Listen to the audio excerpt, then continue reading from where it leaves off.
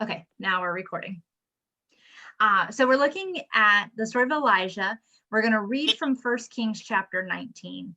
But this is one of those stories that, like, it's a nice story, but if you can put it in context, it makes so much more sense. So that's really the whole goal of all of this.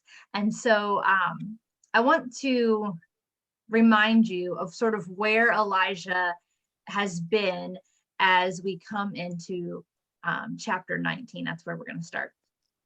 So the king at this point is King Ahab. And we meet King Ahab in 1 Kings chapter 16, towards the end, verses 29 and 30. And we're just told, like, right off the bat, he's not a good guy. He does evil in the sight of the Lord.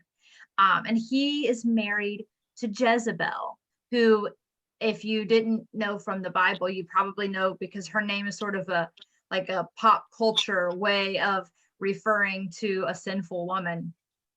But she is a Sidonian princess, and the two of them, Ahab and Jezebel, worship the god Baal and the goddess Asherah.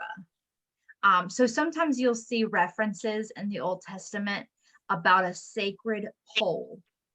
And anytime you see anything about a sacred pole, it's a reference to the goddess Asherah. And so sometimes she goes unnamed, but that's what a sacred pole is in reference to.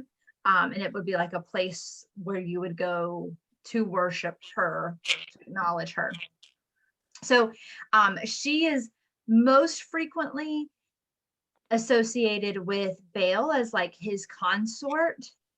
Although there actually are times when you see Asherah and the Hebrew God Yahweh, our God, sort of pushed together, which is sort of an interesting dynamic. But mostly she is very clearly sort of described as a false god. And Baal and Asherah are the gods that Ahab and Jezebel choose to worship. And at least in the case of Ahab, this sort of flies in the face of like what Israel believes, right? Like this is a departure for Israel, and it is known sort of very quickly that this is something that he shouldn't be doing, or that is looked down upon by the prophets. So Elijah goes to King Ahab and he says, just so you know, there's going to be a very serious drought and it's going to be bad. Good luck. See ya. And Elijah leaves. There's not even necessarily all of that much like if you do this, there won't be a drought. We don't really see that. It's really just like, this is going to happen and it's going to be bad. But then God directs Elijah to leave and to live by a wadi, which is like a valley or a ravine that when there is rain in the area would fill up with water and sort of create a creek or a river. And then but a wadi will dry out because it's not like a renewable water source. But God tells Elijah to go and live by this particular wadi, and that ravens will bring him bread and meat to live off of. So that's what we see in the first 7 verses of chapter 17. But the wadi dries up because the drought continues on. So when the wadi dries up, God tells Elijah to visit the widow of Zarephath. This is one of my favorite stories in scripture. We're not going to spend forever there today. I couldn't even tell you why I love this story in particular, but I just always really have. So when Elijah comes to the widow of Zarephath, she is at the very end of her food supply. It's her and her son. And she essentially knows, like, this is the last meal that we will eat before we die. Like, this is it. There's this terrible drought. And so there's also a famine, and this is just all we've got.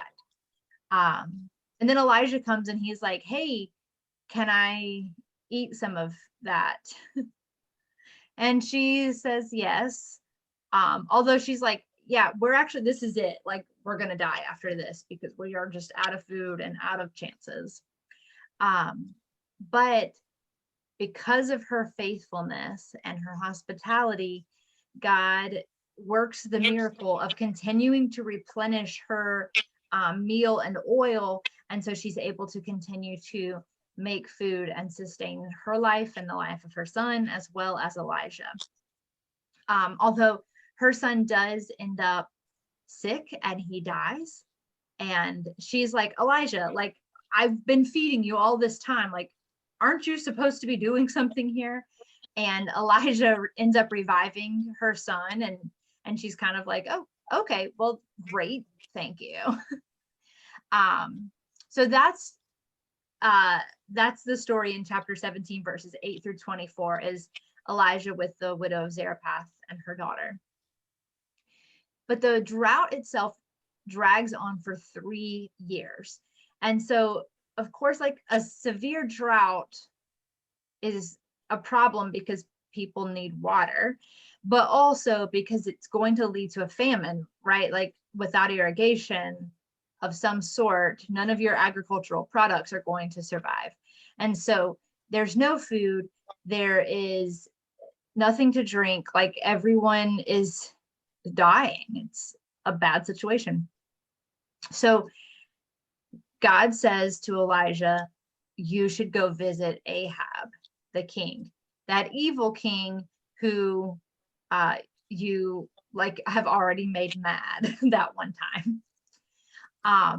This is sort of like while Elijah is out living off the like the miraculous ravens and the widow, one of the prophets that was back home in Israel is Obadiah.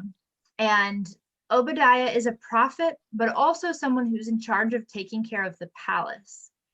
And he has been seeing the evil acts of Ahab and Jezebel, who have been killing all of our God's prophets. So, like, if you are a prophet of Yahweh, they are killing you. And Obadiah secretly has hidden 100 of these prophets. And he has them hidden in 2 caves and has been sneaking them food and water. So just that's like a side note, but also something to remember for kind of setting the rest of the scene.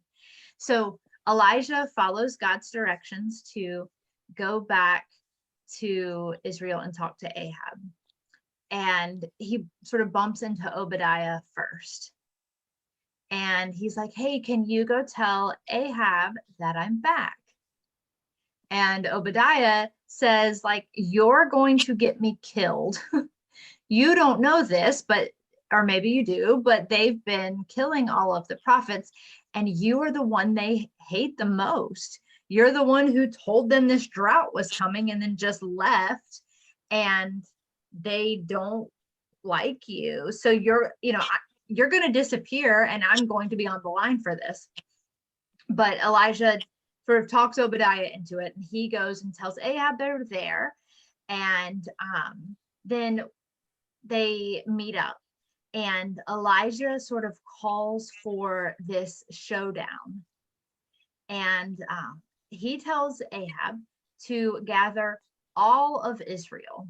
Now, we don't actually know what that means, or how many people gathered for this, but he specifically says bring the 450 prophets of Baal and the 400 prophets of Asherah that Jezebel has been supporting. Like, all of these prophets, bring all of them. We're going to show our profiting chops. Like, we're going to have a duel, a dance off, if you will, of profiting. And the challenge that they end up sort of having before them is that the prophets of Baal take one bull, and they are supposed to pray to Baal and have Baal send fire to burn up that bull in sacrifice. And so they pray and they pray and they do everything and they cry out to Baal. And in fact, it says that scripture says that they cut their own skin until like their blood is flowing. And of course, nothing happens.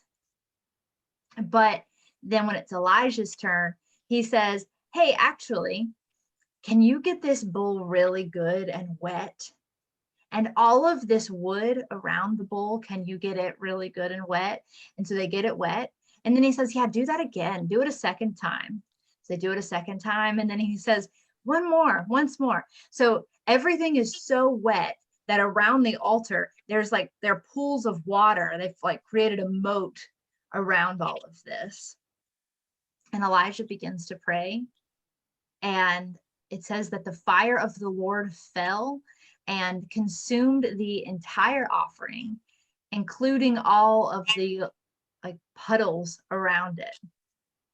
And then Elijah takes the prophets of Baal and he has them all killed. And then he says, hey, someone go look in the sky. And they come back and they say, there's nothing there. And he says, go look again. And there is a cloud. It says no bigger than a man's hand. And he says, yeah, that's it. We should get going. Because the rain comes and the rain is huge and soaks everything. So Elijah has been through the ringer. And by the way, after the rain comes, Jezebel and Ahab are even that much more angry with Elijah. You know, they don't sort of fall down and like appreciate that he has done this great thing. They are mad. You know, he's killed their prophets and he's humiliated them. And, you know, did he have the power to end this drought 3 years ago and he didn't do anything about it? We don't really know. But they are mad. And so Elijah runs off into the wilderness one more time. So that's where we pick up in 1 Kings chapter 19. And before I start reading, did you all remember those stories from, I feel like those were good Sunday school stories. Yeah. I always remember hearing those. All right, so that's where we find ourselves at the beginning of chapter 19. In my notes, I wrote, Jezebel is big mad. Ahab told Jezebel all that Elijah had done and how he had killed all the prophets with the sword. Then Jezebel sent a messenger to Elijah saying, so may the gods do to me and more also, if I do not make your life like the life of one of them by this time tomorrow. Then he was afraid.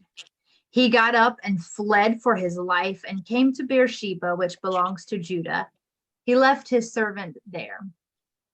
So Jezebel is furious, humiliated.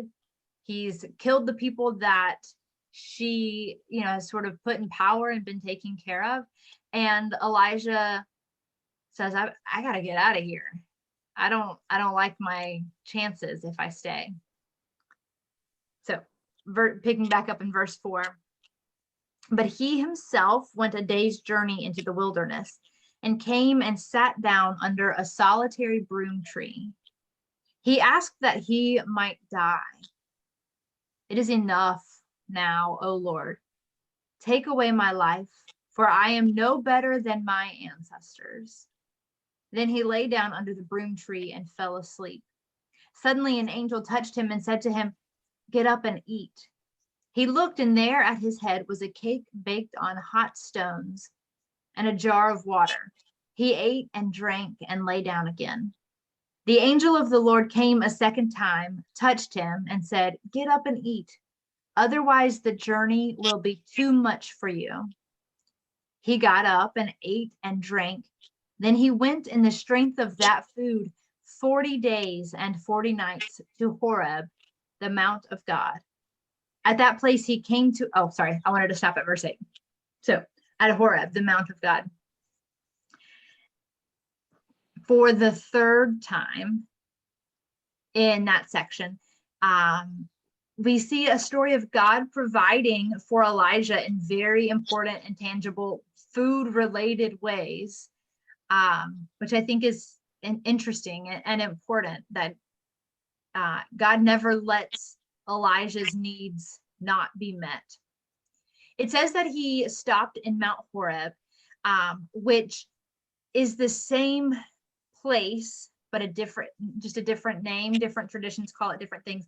Horeb is the same as Sinai. And so where Elijah ends up after this long journey is exactly where Moses saw God, and where the covenant and the law were revealed to Moses.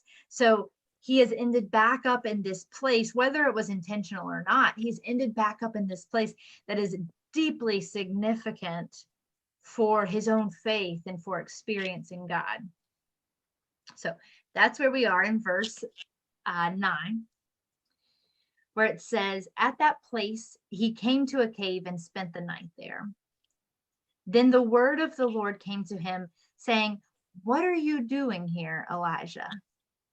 He answered, I have been very zealous for the Lord, the God of hosts, for the Israelites have forsaken your covenant, thrown down your altars, and killed your prophets with the sword. I alone am left, and they are seeking my life to take it away. Just a couple sort of interesting notes on the text. What I read to you in verse 9 says that he came to a cave. The Hebrew says the cave. He came to the cave. And, it might just be sort of the way that an author chooses an offhanded word. But it could also be that Elijah is specifically in the cleft of the mountain where Moses was, where Moses stood to see God. That might be what they want us to hear here. But either way, he's on the same mountain. And then remember, I told you that Obadiah had saved the lives of 100 prophets. So it's interesting here that Elijah says, I alone am left, because he's not alone. He just either has forgotten it, or maybe he's sort of feeling sorry for himself or something else. But for some reason, he feels like he's alone and has not remembered that he's really not alone. All right, so I'm going to pick up in verse 11. He said, go out and stand on the mountain before the Lord, for the Lord is about to pass by. Now there was a great wind, so strong that it was splitting mountains and breaking rocks in pieces before the Lord, but the Lord was not in the wind. And after the wind, an earthquake, but the Lord was not in the earthquake. And after the earthquake, a fire, but the Lord was not in the fire. And after the fire, a sound of sheer silence. When Elijah heard it, he wrapped his face in his mantle and went out and stood at the entrance of the cave. Then there came a voice to him that said, what are you doing here, Elijah? He answered, I have been very zealous for the Lord, the God of hosts, for the Israelites have forsaken your covenant, thrown down your altars, and killed your prophets with the sword. I alone am left, and they are seeking my life to take it away. I want to pause there just to back up and share a couple things. Because we are at Mount Horeb or Mount Sinai, we sort of naturally compare these two experiences of Elijah and with Moses's experience. And if you remember back to Moses's experience on this mountain, it's like a fireworks show. There's like the smoke and the flame, and God passes by. Remember, Moses has to like wear a veil because the glory of the Lord has shone on his face, and his face is so bright. I mean, like it's a very like big thing. And then yet, Elijah has a completely different experience. And also the things that we see that where God is not, the great wind, the great wind, the earthquake, and then the fire. Sorry, I was trying to make sure I got those in the right order. All of these things, it says that God is not in. But God has used all of these same things in the Old Testament as signs. And so we sort of have this, just like, it's a different kind of moment that God isn't always where you expect. It's not always a big fireworks show. It might be in this silence. So the word here also, where it says in verse 12, after the fire, the NRSV has a sound of sheer silence. That word sound is the Hebrew word kol, Q-O-L, and it can mean sound or voice. It can go either way. But whatever it is, it's something totally different than the wildness that Elijah has just experienced. So then also, it's interesting that God and Elijah have the same conversation twice, both times in verses 9 and 10, and then here again in 11 and following. God says, Elijah, why are you here? And Elijah sort of rattles off this story. Have you ever told a story so many times that you just like keep hitting all the same points and like making the same jokes and all that kind of stuff? Like you've just like gotten it so down to a science. That's how this comes across to me. Like in my mind, Elijah has been like stomping through the desert with like his arms crossed across his chest, and he's like, I've been so zealous for the Lord. I've been so zealous, and these people, they've forsaken everything. They've done this and that and this, and I alone am left. He's like marching around in this self-righteousness. I'm assuming you have never done that, but I certainly have been marching around just like telling myself how right I am about something. That's how this comes across to me. And I think it's interesting and probably very intentional and telling that in the second telling of this story that Elijah is recounting, he uses the word your every single time. So the Israelites have forsaken your covenant, thrown down your altars, killed your prophets with the sword, and I alone am left, and they are seeking my life to take it away. So, there's this sense of like, I have done all of this for you. And God's response is really kind of an interesting one. It's not like oh, sweet baby, let me help you feel better about this. So this is the response beginning in verse 15. Then the Lord said to him, go, return on your way to the wilderness of Damascus. When you arrive, you shall anoint Hazael as king over Aram. Also, you shall anoint Jehu, son of Nimshi, as king over Israel. And you shall anoint Elisha, son of Shaphat of Abel Meholah, as prophet in your place. Whoever escapes from the sword of Hazael, Jehu shall kill. And whoever escapes the sword of Jehu, Elisha shall kill.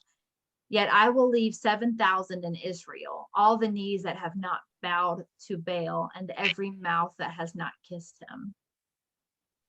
So Elijah's been stomping around, kind of feeling sorry for himself. And God's like, yeah, okay, here's what I need you to do next. That comes across as funny to me for a few reasons. First of all, God has been providing for Elijah every step of the way. Here are the birds that are bringing you food. Here is the woman who is cooking for you. Here is an angel that's waking you up to give you food. Like, Elijah, this has been hard, sure, but you are okay, right? Like, yes, hard. And also, you have made it through, and I have never left you. Now, I'm just adding all that to the text. That is not what God said here. God just says, hey, got some marching orders for you. But that's how I imagine the lesson here is like, oh, yeah, I should probably just get back to work. I should probably just be faithful to the call and remember that God has always had my back. God has always taken care of me. The specifics of the marching orders that God gives here are interesting. So Horeb is in the extreme south and Damascus is in the extreme north. So God is sort of saying like, okay, I know that people want to kill you, but I'm going to make you travel the whole length of this region to get all of this done. And this king that he is supposed to appoint, Hazael ends up sort of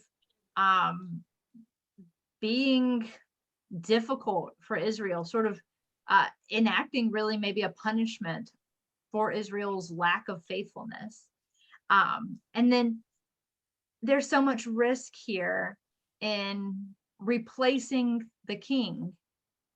In anointing Jehu, he has said effectively, we don't accept Ahab's kingship anymore.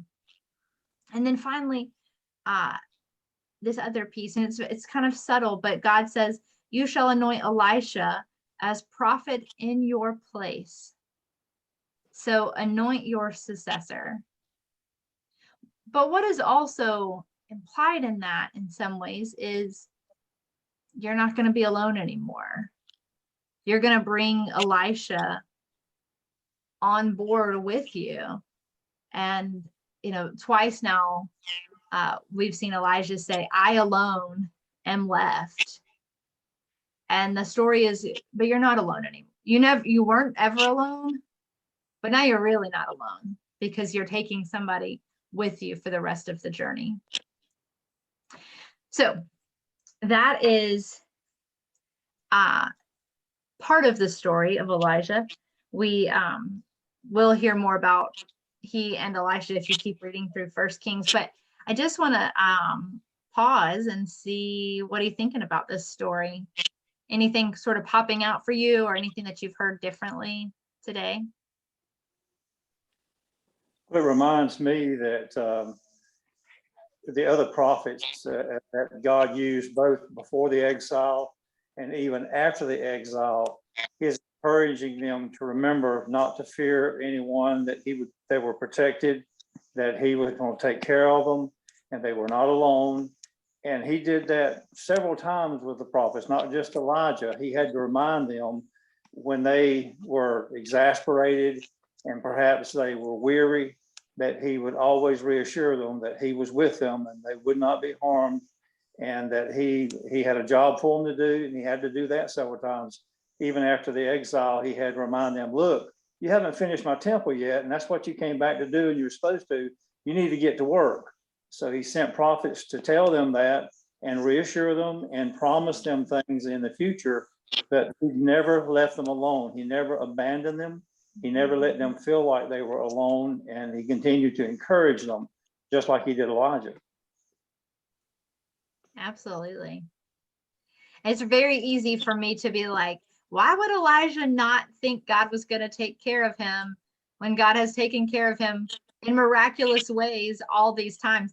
It's easy for me to say that, but how often am I like, is this going to work out? How is this going to be? How will you know what I mean?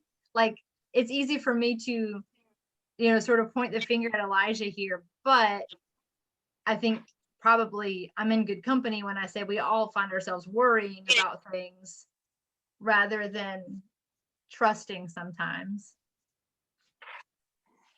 That's the human condition. Something bad that you really think is not fair. This isn't fair. Why is this happening, Lord? I don't deserve this. we all have those moments in our life, whether it be a car breaking down or maybe losing your job or a very difficult financial situation or the health or loss of a loved one. We all have those times when we say, why?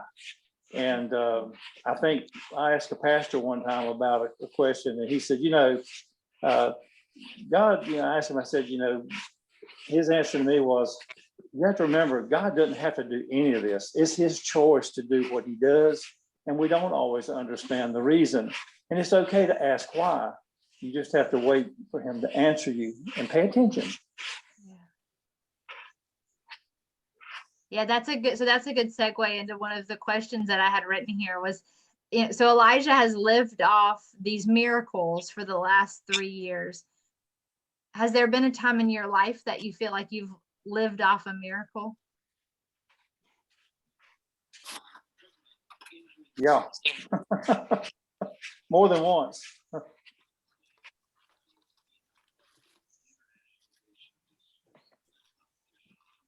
This seems like such a silly thing now, but in my first sort of like grown-up ministry job, I didn't know what it meant, but I was considered a contract employee at this church I was working for. And so when tax time came around, they gave me a 1099. Again, I didn't really know what that meant because I was 21 and I don't know, just never needed to know what that was. And so you all know where this story is going. When I went to go do my taxes, and I went to H&R Block because I just needed to get it done. And they told me I owed like $2,300 or something. And my bank account had like maybe $400 in it. And like, please feel free to laugh at me, but I literally burst into tears and picked up all my paperwork off the guy's desk and just like ran out of H&R Block. Not the best response, not the most mature moment of my life, but he could have told me it was $1 million. Like, it just felt that out of reach for me. And like, I really was like, I don't know. Like, I don't know where this is going to come from. I have a very loving family, but not a very wealthy family. And so like, I couldn't/didn't want to ask. And anyway, I had somebody finish doing my taxes, and somebody who was very willing to take the time to like give me every deduction that she could find that was legal and, reasonable and right. And then a couple weeks before it was time to write that check, my living expenses grant came through during divinity school, and I had every penny I needed and a little bit more. And it really was like, oh, well, that felt miraculous because I couldn't fathom coming up with that amount of money. Like, there was just no way. And then it all worked out just perfect. What a learning experience that was. I bet you found out something I've always found out, is that we're ignorant, not stupid, but we're ignorant about so many things. And sometimes when it comes evident to us, we feel foolish, but it's only because you didn't know. I will assure you, the next time someone mentioned contract manufacturer, you said, how much money should I save to pay my taxes? Well, actually, I said, that doesn't apply to me. I should be listed as an actual employee. Yeah. But yes, absolutely. Like, ignorance for sure. And just going along, being grateful to be in the room and not being aware that, it might turn around and hurt you. Anyway, so that's one of my stories. What about you guys? Anytime that you have felt like you were living off a miracle?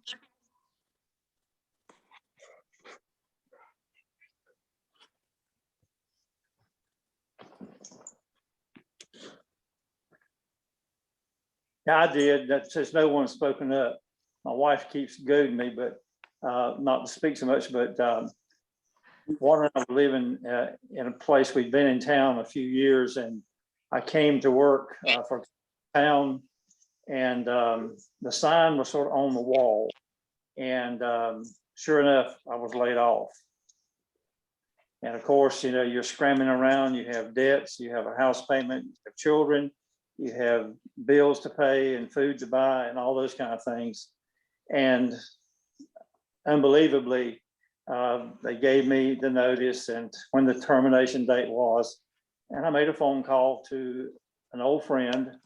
And within 1 day's time, he called me back and asked me what I'd done before. I'd worked for the same company. And he called me back and he offered me a job. Actually, I got severance pay from the other job for vacation days I hadn't taken. And so I got a check from that. I got my last check. And I even got a paycheck from the new company before that money actually came through. So I didn't miss 1 day of being paid. I had a job the next day after I left the other job. I had the next Monday, I went to a new job. But during that transition time, there was a sense of total panic and terror, especially when you're responsible for others.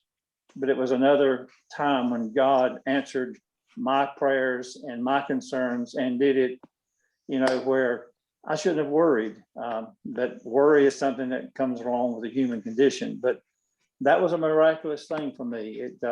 It assured me that God had my back and he was always watching over me and he blessed me in that time. And my family didn't go hungry and I didn't miss house payment. There you go.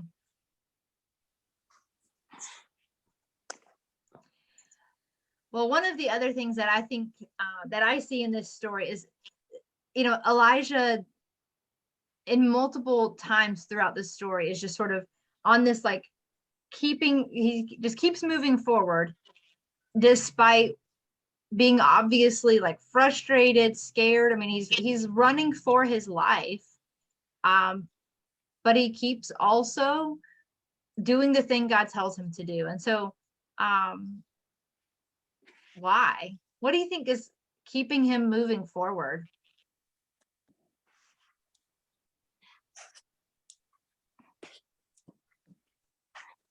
His faith. His faith.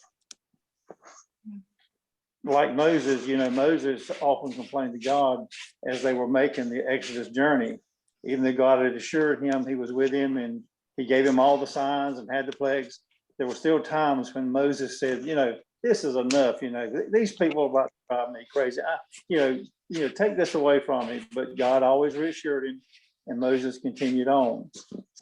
Even when he was exasperated and didn't understand, God stayed with him. And I think we all do that today. We keep moving on. Every time something in life happens, we have faith and God gets us through it and we keep going. Everybody here knows me since 2007 and I've seen a lot of different things since 2007. Your challenges have been great. Your challenges have been great. They've all been a test and God has helped me through every one of them. As you were talking, I don't know if you all have seen Frozen 2, but it's great. You should watch it. But there's a song that I was thinking about as you were talking, Diana, called The Next Right Thing.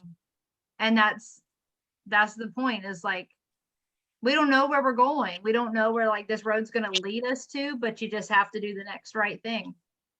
Like, you'll figure it out on the way, but the next right thing.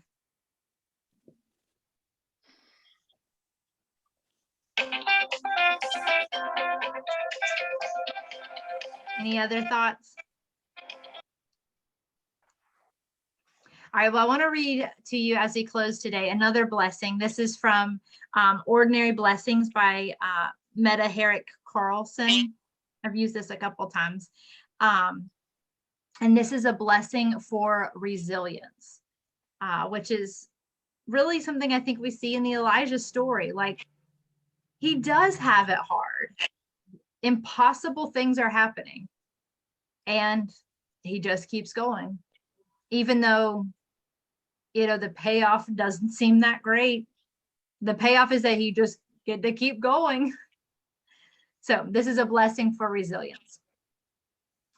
My strength is no accident. It was planted deep in my rich soil long before I thought to need it. This life has already stretched me until sore muscles tore. I have been made to feel so small, I almost disappeared. Almost. But I keep rising toward the sunshine. I am deep roots and sharp thorns and wide leaves catching light. I hold on to this slope where rocks slide, the earth corrodes, seasons change, but I remain.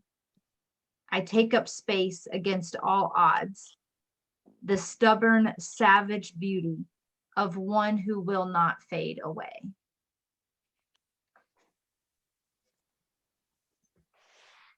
So may you be blessed with resilience, with the ability to do the next right thing and to let your faith help you just take it one step at a time, even when it is really hard and impossible. Any last thoughts? Well, you tied Elijah and Moses together. A little bit later on, they appeared with Jesus in the Transfiguration. Quite a place in God's plan, even Absolutely. to reassure Jesus. That's right. They had experience in God staying with them. Yeah, for sure. I'm glad you pointed that out. I knew that, but I hadn't thought about it. Yeah. All right, well, let's pray and we'll wrap up. Will you pray with me? Good and loving God, we give thanks that you give us what we need to just keep moving, even when it doesn't seem possible and when it doesn't seem to make sense, when we don't think we have what we need to survive. You don't leave us. You somehow make it always work. And so we give thanks because we know we couldn't do it by ourselves. God, we are so grateful for your faithfulness to us and the grace that you give to us. Help us to practice faithfulness back, to offer grace to others. It's in your name we pray. Amen. Amen. All right. Well, thank you for being here tonight. And we'll do it again next week. Okay. Night. Good All right, night. take care. Bye. Good night.